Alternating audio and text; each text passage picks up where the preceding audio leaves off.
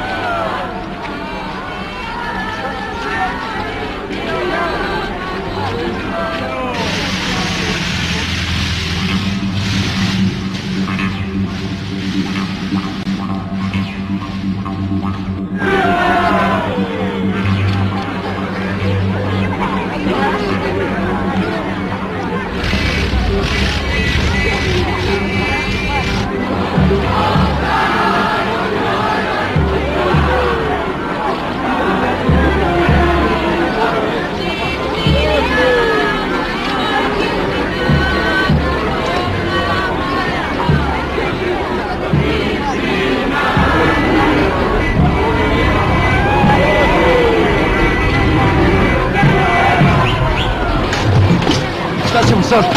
Tebe ne potpeš, primaknimo se sveće. Ako ga ne oberiš iz kurve, ode Marija!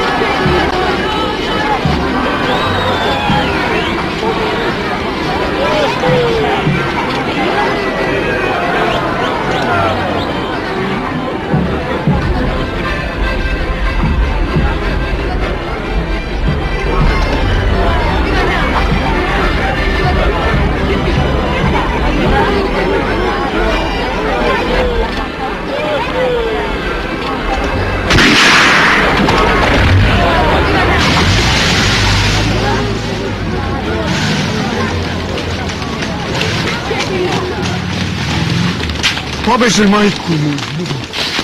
Bar smo Mariju izvukli. Aj sad i ovo na novo. Gde sada ga tražim? Ja znam gde.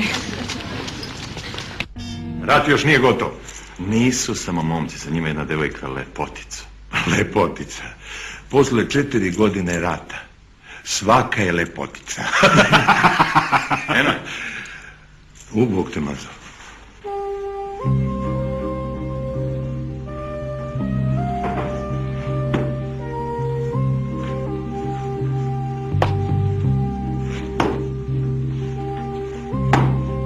Otkud ti zaluta među ove, hoću da kažem, među nas ratnike?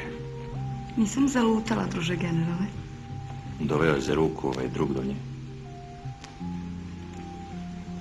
Tako znači. Ovo je tvoje, lepa drugarice Marija. Alal ti vera.